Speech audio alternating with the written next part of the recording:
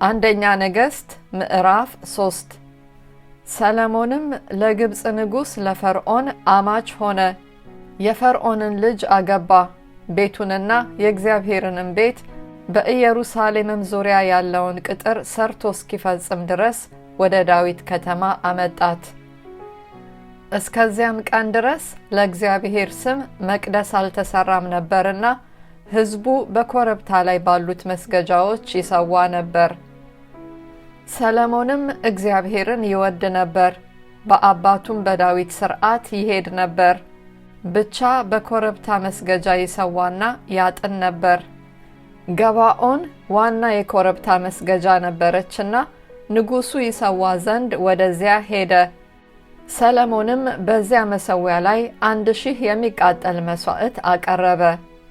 እግዚአብሔርም በገባኦን ለሰለሞን በሌሊት በሕልም ተገለጠለት። እግዚአብሔርም ምን እንድሰጥህ ለምን አለ። ሰለሞንም አለ፣ እርሱ በፊትህ በእውነትና በጽድቅ በልብም ቅንነት ከአንተ ጋር እንደሄደ ከባሪያህ ከአባቴ ከዳዊት ጋር ታላቅ ቸርነት አድርገሃል። ዛሬ እንደሆነም በዙፋኑ ላይ የሚቀመጥ ልጅ ሰጥተህ ታላቁን ቸርነትህን አቆይተህለታል። አሁንም አቤቱ አምላኬ ሆይ እኔን ባሪያህን በአባቴ በዳዊት ፋንታ አንግሰኸኛል። እኔም መውጫንና መግቢያን የማላውቅ ታናሽ ብላቴና ነኝ። ባሪያህም ያለው አንተ በመረጥከው ሕዝብህ ስለ ብዛቱም ይቆጠርና ይመጠን ዘንድ በማይቻል በታላቅ ሕዝብ መካከል ነው። ስለዚህም በሕዝብህ ላይ መፍረድ ይችል ዘንድ መልካሙንና ክፉውንም ይለይ ዘንድ ለባሪያህ አስተዋይ ልቦና ስጠው። አለዚያማ በዚህ በታላቅ ሕዝብህ ላይ ይፈርድ ዘንድ ማን ይችላል? ሰለሞንም ይህን ነገር ስለለመነ ነገሩ እግዚአብሔርን ደስ አሰኘው። እግዚአብሔርም አለው፣ ፍርድን ትለይ ዘንድ ለራስህ ማስተዋልን ለመንህ እንጂ ለራስህ ብዙ ዘመናትን ባለጠግነትንም የጠላቶችህንም ነፍስ ሳትለምን ይህን ነገር ለመነሃልና እነሆ እኔ እንደ ቃልህ አድርጌልሃለሁ። እነሆ ማንም የሚመስልህ ካንተ በፊት እንደሌለ ከአንተም በኋላ እንዳይነሳ አድርጌ ጥበበኛና አስተዋይ ልቦና ሰጥቼሃለሁ። ደግሞም ከነገስታት የሚመስልህ ማንም እንዳይኖር ያለመንከውን ባለጠግነትና ክብር ሰጥቼሃለሁ። አባትህም ዳዊት እንደሄደ ሥርዓቴንና ትእዛዜን ትጠብቅ ዘንድ በመንገዴ የሄድህ እንደሆነ ዕድሜህን አረዝመዋለሁ። ሰለሞንም ነቃ፣ እነሆም ሕልም ነበረ። ወደ ኢየሩሳሌምም መጥቶ በእግዚአብሔር ቃል ኪዳን ታቦት ፊት ቆመ። የሚቃጠለውንም መሥዋዕት አሳረገ፣ የደህንነትንም መሥዋዕት አቀረበ። ለባሪያዎቹም ሁሉ ግብዣ አደረገ። በዚያን ጊዜም 2 ጋለሞቶች ሴቶች ወደ ንጉሡ መጥተው በፊቱ ቆሙ። አንደኛይቱም ሴት አለች፣ ጌታዬ ሆይ እኔና ይህች ሴት በአንድ ቤት እንኖራለን። እኔም ከእርሷ ጋር በቤት ሳለሁ ወለድሁ።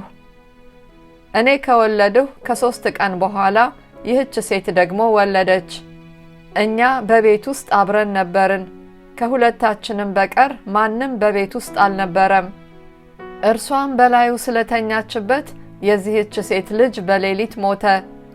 እርሷም በእኩለ ሌሊት ተነስታ እኔ ባሪያህ ተኝቼ ሳለሁ ልጄን ካጠገቤ ወሰደች፣ በብብቷም አደረገችው። የሞተውንም ልጇን በእኔ ብብት አደረገች። ልጄንም አጠባ ዘንድ በማለዳ ብነሳ እነሆ ሞቶ ነበር። ነገር ግን ብርሃን በሆነ ጊዜ ተመለከትሁት፣ እነሆም የወለድሁት ልጄ አልነበረም። ሁለተኛይቱም ሴት ደህነኛው የኔ ልጅ ነው፣ የሞተውም ያንቺ ልጅ ነው እንጂ አንቺ እንደምትዩ አይደለም አለች።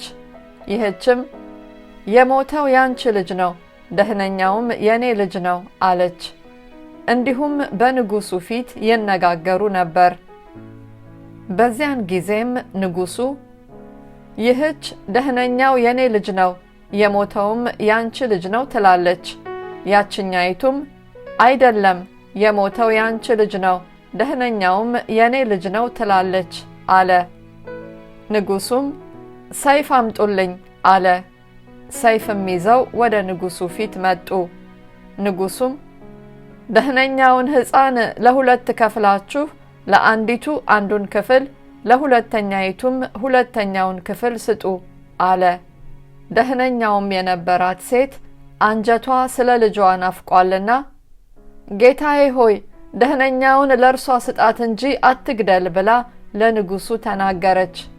ያችኛይቱ ግን ይከፈል እንጂ ለኔም ላንቺም አይሁን አለች። ንጉሱም መልሶ ይህችኛይቱ እናቱ ናትና ደህነኛውን ሕፃን ለእርሷ ስጧት እንጂ አትግደሉት አለ። ንጉሱም የፈረደውን ፍርድ እስራኤል ሁሉ ሰሙ። ፍርድን ለማድረግ የእግዚአብሔር ጥበብ እንደነበረበት አይተዋልና ንጉሱን ፈሩ።